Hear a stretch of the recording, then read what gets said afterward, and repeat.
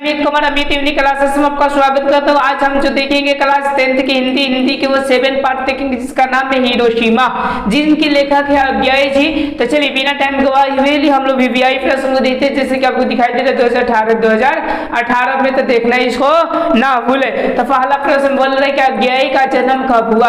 अज्ञाय जी का जो जन्म हुआ था वो कब हुआ था, तो याद रखिएगा कि 1911 ईस्वी में हुआ था। चलिए 2 नंबर बोल रहे कि हिरोशिमा कविता किसका का चित्रण करती है, मतलब क्या चीज का चित्रण करती है। प्राचीन सभ्यता की खुशहाली का नो, आधुनिक सभ्यता का नो, प्राचीन सभ्यता की मानवता भीषण को। ओके, अब देखिए डी नंबर पर कि आधुनिक सभ्यता की दुर्दांत मानवीय विभीषिका का।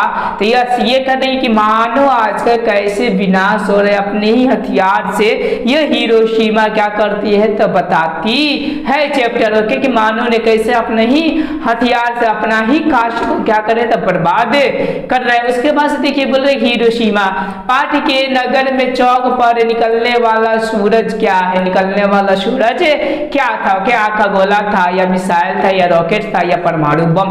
वो जो था आपके कौन था, परमाणु बम था। चलिए अब हम लोग नेक्स्ट प्रश्न को देखते हैं। नेक्स्ट प्रश्न 4 नंबर हमारा बोल रहा है। ओके, ये बोल रहा है कि आपका कि पत्थर पर लिखी हुई जली हुई छाया किसकी साक्षी है, मतलब क्या चीज की साक्षी है जब बम गिराया गया था हिरोशिमा पर, था वो जो साक्षी है याद रखिएगा मानव का। वैसे 5वां बोले कि दुर्दांत मानवीय विभीषिका का चित्रण करने वाली कविता है, मतलब कौन सी कविता याद रखिएगा, हिरोशिमा है। हमेशा आप लोग बातों को याद रखिए। चलिए हम 6 नंबर प्रश्न देखते हैं। बोलते तार शब्द का संपादन किया, मतलब कि किसने किया तार शब्द का संपादन, तो हमेशा आप लोग याद रखिए ये जो किए थे अज्ञाय जी किए थे। अज्ञाय का पूरा नाम है, अज्ञाय जी का पूरा नाम क्या था, तो याद रखिएगा सचिदानंद हीरानंद वात्स्यायन अज्ञाय। हमें तो 4-5 आदमी के नाम हो जाएगा अभी के डेट में, लेकिन बड़े नाम का आदमी बड़े काम का होते हैं जैसा कि अज्ञाय जी है। उसके बाद 8वां प्रश्न बोले कि हिंदी कविता में प्रयोगवाद का सूत्रपात किया, मतलब प्रयोगवाद का जो सूत्रपात किए थे वो कौन से कवि किए थे, तो वो जो थे अज्ञाय जी थे। उसके बाद 9 नंबर बोले द्वितीय विश्व युद्ध में परमाणु बम डैश पर गिराया गया था, किस पे गिराया गया था, तो याद रखिएगा जापान पर गिराया गया था।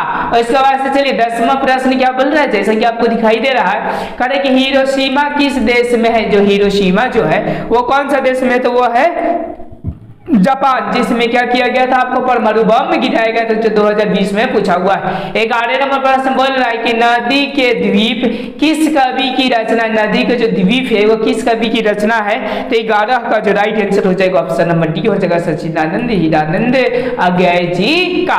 चलिए 12 नंबर प्रश्न बोले कि हिरोशिमा के कवि है, हिरोशिमा के कवि कौन है, तो अज्ञाय जी है।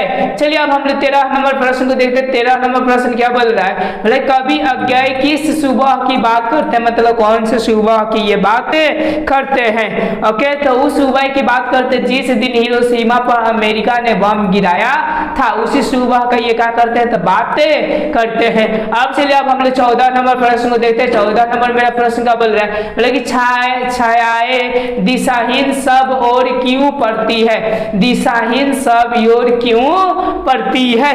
ओके, तो क्यों पड़ती है, क्योंकि सूरज नहीं उगा था उस दिन, क्या गिरा था, परमाणु बम में गिरा था। चलिए 15 नंबर क्वेश्चन को देखते हैं। 15 नंबर मेरा क्वेश्चन क्या बोल रहा है, जैसा कि दिखाई दे रहा है कि मनुष्य की छायाएं कहां पड़ी हुई है। मनुष्य की जो छायाएं है वो कहां पड़ी हुई है, तो याद रखिएगा हिरोशिमा शहर में पड़ी हुई है। 16 नंबर बोल रहे कि अमेरिका ने बम बरसाकर किसका परिचय दिया। अमेरिका ने बम बरसाकर किसका परिचय दिया था, तो ये जो दिया था अपने क्रूरता का, मतलब अपनी बेकारी का बस सबूत दिया हुआ था। चलिए 17 नंबर प्रश्न देखते हैं। बोलते मानव निर्मित सूरज किसका प्रतीक है। मानव जो निर्मित सूरज है वो किसका प्रतीक है, याद रखिएगा आणविक आयुध का ये क्या है, तो प्रतीक है।